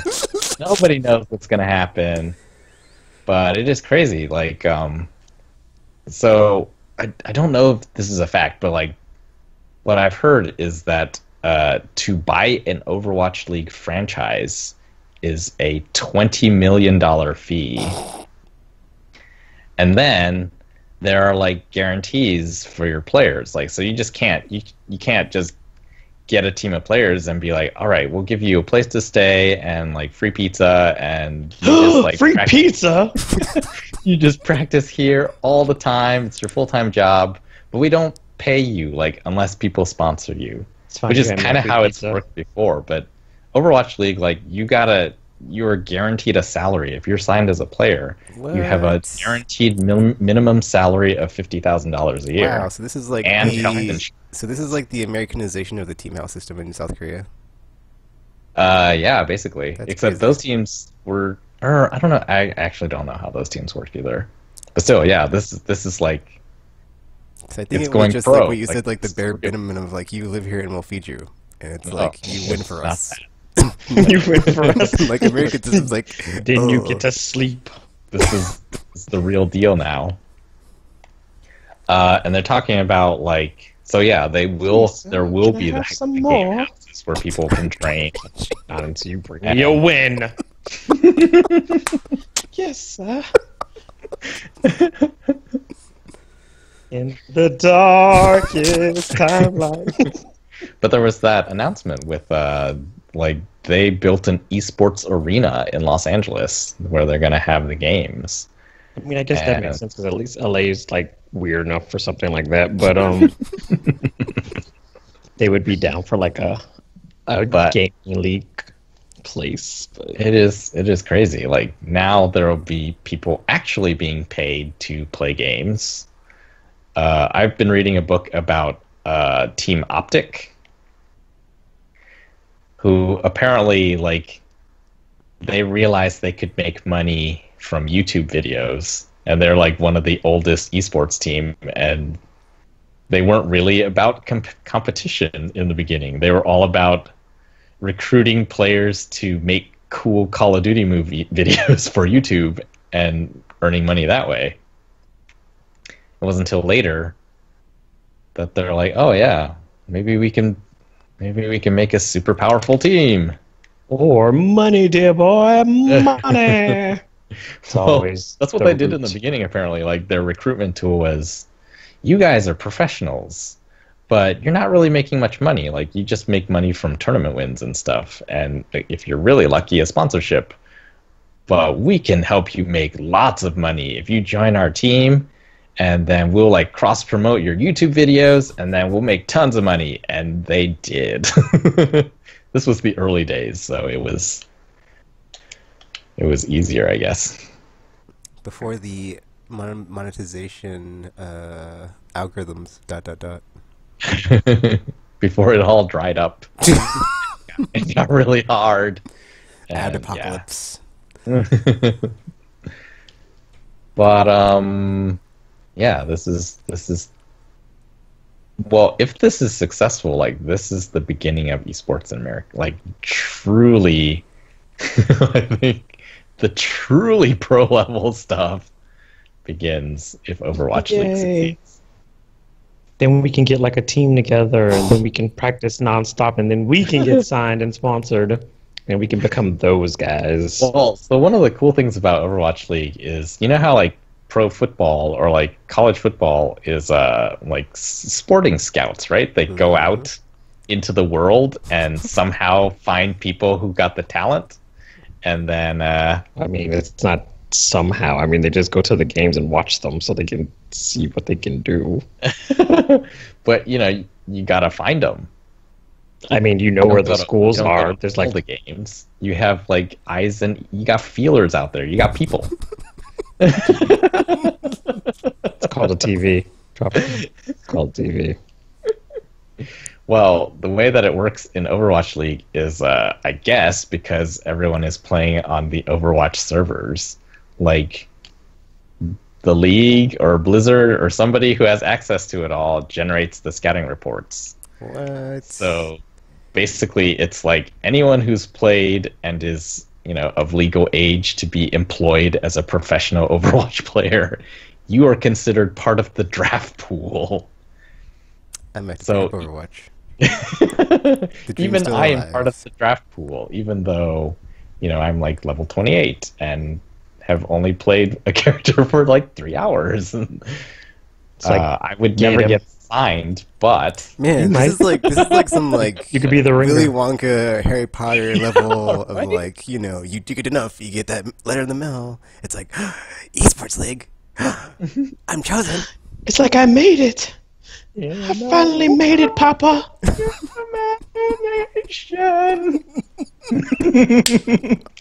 And then you blow up to the size of a blueberry, and the rest is history. I admittedly only watched parts of that movie, so I have totally make like a Willy Wonka gaming like, and it was called allegory. The Tester. It was a tester. And they're like, "You've got the golden ticket. Now play these dangerous games." It's like, I don't know how this is related. It's fine. Risk your life for us. Yeah, so Overwatch League is fairly exciting for me because that's like We are going into uncharted territory, people. Get it? Uncharted because it's a video game? Haha! And we're back. But yeah, for Heroes of the Storm, they announced Hanzo's gonna be in there, and also a Dragon Queen lady from World of Warcraft. I have not played that, so thus the non-specs, the vagueness. I mean, how many Dragon Queen ladies can there possibly be?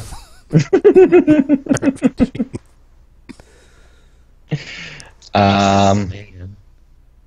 Overwatch actually is getting a new map called Blizzard World, and it is a theme park based around Blizzard properties. I was like, how popular does that map have to be for us to get a real Blizzard World? It's already in production. It's already in production. That would be pretty crazy. But yeah, mostly it was an esports weekend, and we got to see. Well, I watched a bunch of esports that I've never really followed, and so like Overwatch, I still feel like is sort of unwatchable. It is so fast; you don't know what's happening, and they haven't really figured out a way to make it all to give it the gymnastics effect that the Olympics has. Whereas every 4 years, everyone knows what they're looking for in gymnastics. It's weird.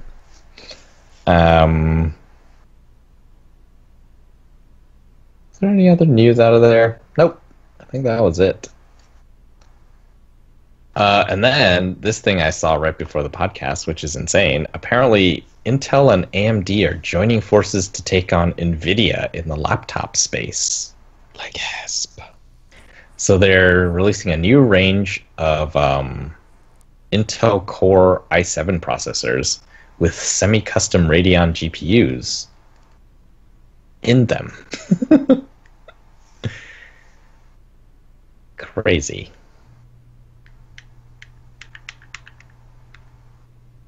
That's all I really know about that. Oh. That's less exciting. Yeah. But, well, I mean, that's crazy. Like, Intel makes CPUs, AMD makes CPUs. They used to be, like, they were the rivals. And then, at some point, AMD got ATI, right? And then, so Radeon became AMD's. And then, yeah, so then AMD was, like, everyone's rival in the computer space. They were Intel's rival because they made cheaper CPUs, and then they were NVIDIA's rival because they made the only competing video cards. And now it's like NVIDIA is dominating the laptop space. So what can you do? You team up with your CPU rival to take on your GPU rival. That's weird, right? Sometimes you gotta do weird things to get what you need. Kinda cool. It's like, let's just get weird, guys. Let's just get weird. Yeah. It's just cute. I guess that's what they're doing. Oh, I guess final news is Media Molecule broke their silence.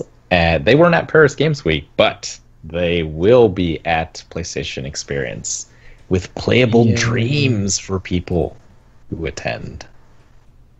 Dreams! Yay. It's not vaporware! Woo!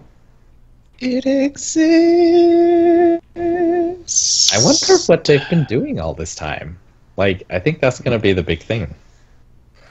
Isn't Microsoft supposed to like have some rip-off version of PlayStation Experience, right, or something? Are they? I thought they were gonna like have their own thingy with like that. I saw it was like I might be wrong, but I thought I saw like years ago when like after the first two or first. Oh yeah, no, they did a small something like an Xbox fan gathering or whatever after the Game Awards. But yeah, it did not become this sort of Xbox convention that PlayStation is doing. Mind then. Yet. Would people? I don't know if I would go. I know I wouldn't. I wouldn't go to that. I don't know what people would go to that. I would. Oh, chapter cool. I'm sure there's enough Halo fans to fill a convention center with. Well, they could do a Halo thing, but could they do an Xbox thing? Well, they're kind of tied together, Tropical, so why not? I would go. Maybe they could. I would go. And we to all Snark. know What? how much they wanted to pump out that movie, whatever, that never came to fruition or whatever, and then that was weird. But yeah, What would you do at a Microsoft thing? RPG. Cry, RPG. but also snark. Lots and lots of snark. Like, guys, I'm just here to talk about how disappointing you all are. So just keep it moving. Keep it moving. Because I was like, I guarantee you, most of the people's here childhoods were just like the Xbox One X, full of high expectations, but nothing but letdowns. So,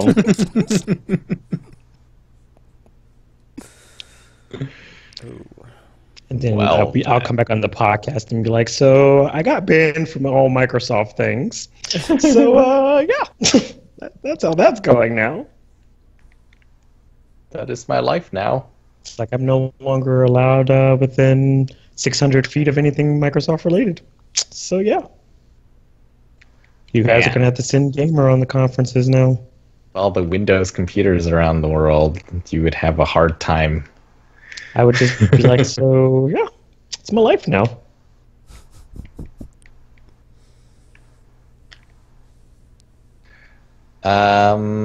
Yeah, I'm pretty excited. Apparently, also Ghosts of Tsushima will be there. Sucker Punch. There's gonna be Ghost.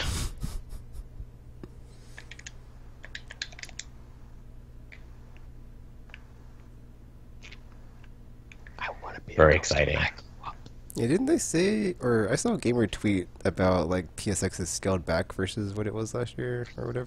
Yeah, there's Yeah, not gonna be like a conference or something. they're not doing a press conference. Or they're doing a pre-show thing, but they're not calling it a showcase. That's what they said. I am disappointed. Just, it's fine. All So- you need is the games. I don't think that necessarily means there's no announcements. I just think that means It that just means there's no conference. That's I all. mean, Tropical, that is like, that's the formula.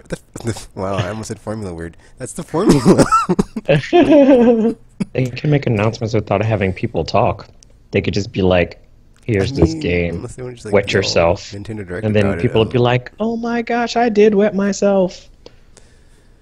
But that's what makes it so special. Is like when they show Nino Kuni 2 and you're like, ah! Or like they show. I was even not that Last of Us excited 2, when and they you're like, showed Ni no ah! Kuni Or they 2. show Final Fantasy 7 and you're like, ah!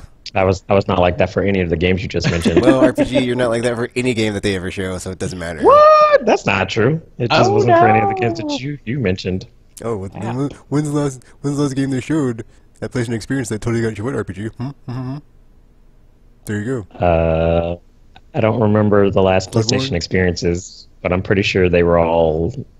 There were plenty of games that made me wet myself in the good way. so not messy. Oh, it was messy tropical. Also, we need to put up like a adult disclaimer for anyone listening to our podcast at this point, because it's like, well, it's about to get weird. Because we want you to get messy. Aimless after dark. After dark. In the darkest timeline. I know, right? Like really So it all dark. makes sense. I was gonna say it's like super dark.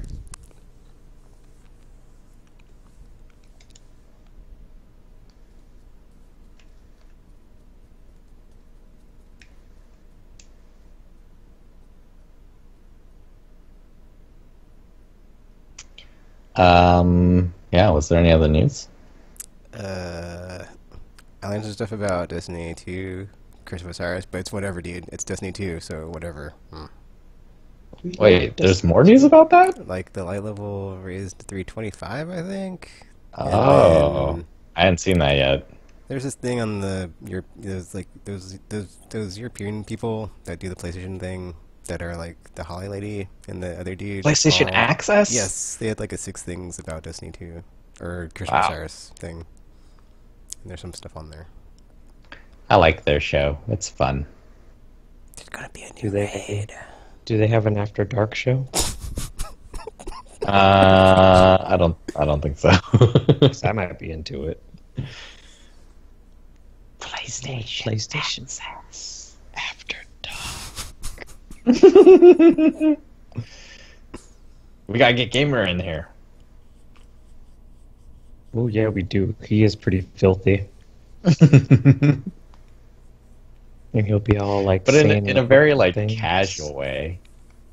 I know, that's what makes it great.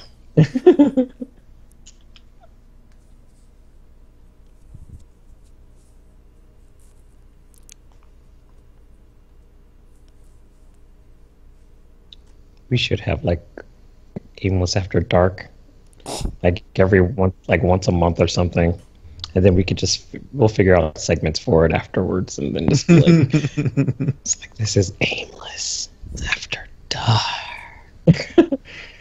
We gotta talk in that breathy. Yeah, just talk. So all our segments will have to be something like semi-adult oriented, but still game related. Get people's juices flowing. Why? I know my juices are flowing. How unique Wait, do you think? wasn't there the new VR bundles with like Skyrim and something else this week, or was that last week? I didn't see that either. Must be this I week. saw it on Twitter. It's like a Skyrim. All I know is that at least Target is gonna have $200 PlayStation VR bundles What? on Black Friday. Man. There's a few places that are doing like super cheap, like PS4s and Yeah. 360s. I mean, Like- Xbox Ones. Sub $200 PS4s. Yeah. I think even the Xbox One. I mean, like, I almost considered it getting one too. I was just like, but then I was like, oh wait, it's still an Xbox One. So It's like, what would I do with it? If I That's could not- figure out something to do with it that wasn't play games, I mean, maybe some games. we all need a good paperweight. I have lots of those Oh, well then, never mind. because they discontinued Disney Infinity. Oh, I have like 80 of them.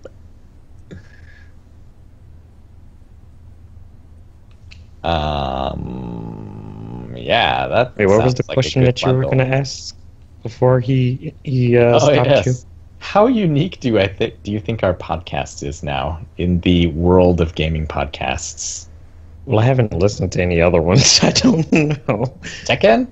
I haven't listened to. Well, I mean, like, what do you mean by that, Tropical? Because So I remember Gap Podcast became a thing because you listened to another podcast and you were like, I could do that. yes. Are we far away from those days now? As far as like, as far as what? Can you still do that? I don't know, I guess like topic wise, I don't know. Like, do you think that this podcast is unique beyond it having us rather than other people? I guess so. Because I used to take it more seriously, and now I'm just like, whatever, dude. So, yeah. We're far Darkest more. Timeline? I feel like we were probably more whimsical than a lot of other podcasts probably are. Like early on or now? And like now. Ah, Yes. Yes, I'd say that's very accurate. cool. Because like we now were, you guys just we, propose things, and I just go with it. I'm like, whatever, dude. I would usually Yeah, pick 'cause a fight, and now I'm just like, you know what? It's not worth it. Just let it go. Just let it yeah, go. because I think in the earlier days we were a bit more like serious and more structured. Because that's when we had like 50,000 like segments, and we were all like plotting these things out in like our actual pre-shows and stuff. And now we're kind of just like, yeah, we'll wing it. What can possibly go wrong? We're doing it live. Like, we've kind of like found our own thing, I guess. So we didn't feel necessary. Our to be, thing like, is serious about it. whimsy. Thing is whimsy. Getting weird with it. Getting I'm okay weird with whimsy. It disturbs me every time people are like, Katamari, those people were on drugs. Like, Well, maybe they're just very whimsical. Like, well, There are you should listen to our podcast because you might why is think it we're gotta be always on drugs? drugs. Why is it always gotta be drugs with you people? What do you mean, you people?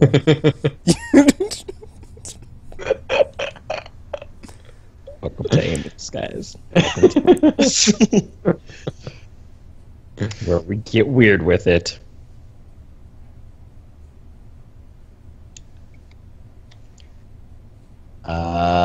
Yeah, I'm done with news. Unless you guys got other Eventually stuff. we're gonna undergo another theme change eventually, and then because like we've changed our name so much and so many different things. That many times. We've changed it like 3 or 4 times. It's Gap like, podcast, right? And then we were Aimless podcast, and then Aimless Babel Z. I feel like there was an intermediate name between that. Well, there was also like Aimless Filler, which was a separate. Well, that doesn't count. That was Sort more of like a thing. side segment because like then we had our mirror matches and stuff too, but that was only Yeah. because we were like in flux at the time and like everything was just getting all over the place. We really are aimless. We really are. Like if we couldn't have found a more appropriate name if we tried. Like just all over the place.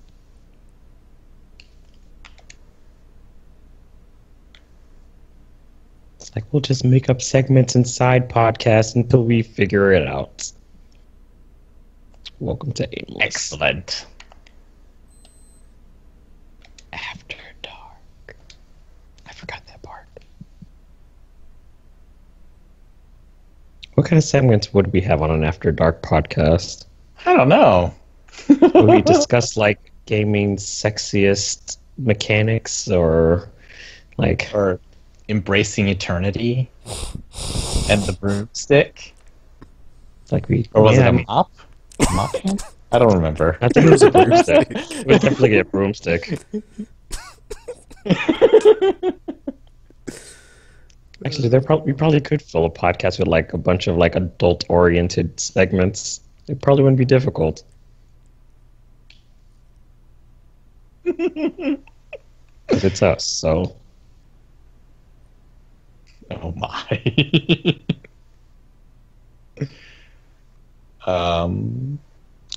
Maybe?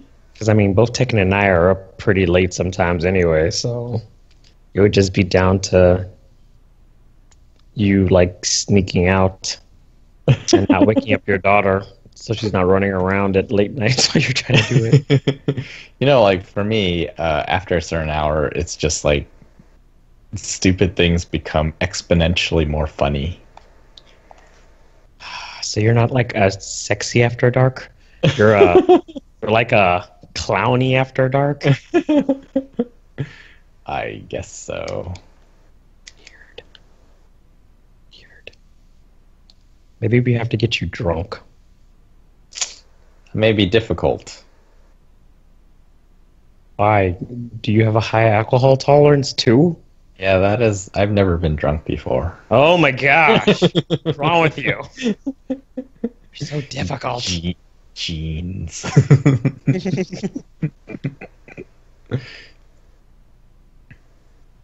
Because at least if you were like a flirty drunk, then it's like okay, then he can do it. Then he can do the after dark thing. We just have to get some drinks on him. Genes that are bad at getting drunk.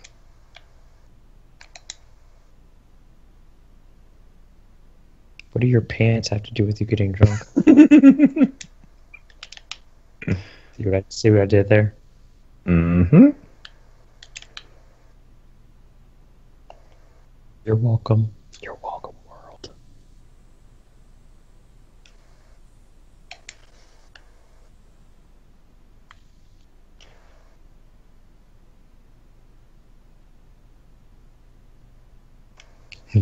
Shall we wrap?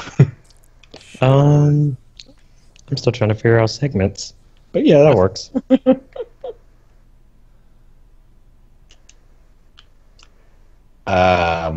Okay, I guess I'll do the thing. So, Supposed to. It's like your thing. is it my thing? It is. It's totally your thing.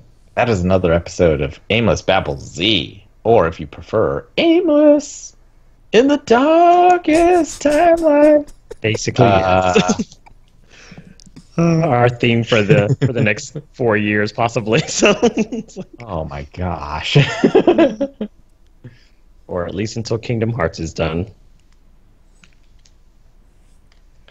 Thank you for hanging out and listening. If you enjoyed this, whenever it is that you hear it, Google us on Google, Aimless Podcasts, Aimless Babble Z. We should totally try to get a sponsorship with Google. Like we're always or Twitter. We're always promoting them.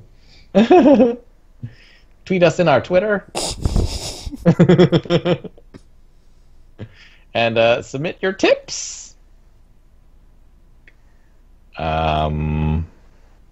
Yeah. Second? Yes. Are you just done? Oh. I don't know what your outro is. Oh, okay. just Well, don't- I usually go. Anything to say before we sign off, right, Bridger? And then I say, of course I do Tekken. But then I won't say anything. Sometimes he says something, and sometimes he doesn't. It's true. But this time, I just want you to know, I enjoy getting you hot and bothered. On Aimless After Dark. Yeah. Anything to say before we sign off, Tropical? I think that says it all. Okie dokie. Well, I'm going to check out this GTFO documentary and report back next week.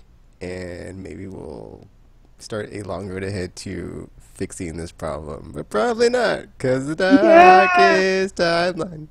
Yeah! Into Although it shouldn't be so upbeat considering. the darkest timeline. Dissonance. So yeah. Dissonance. Until you see or hear from us again. Aimless Babble Z. And we're now signing off.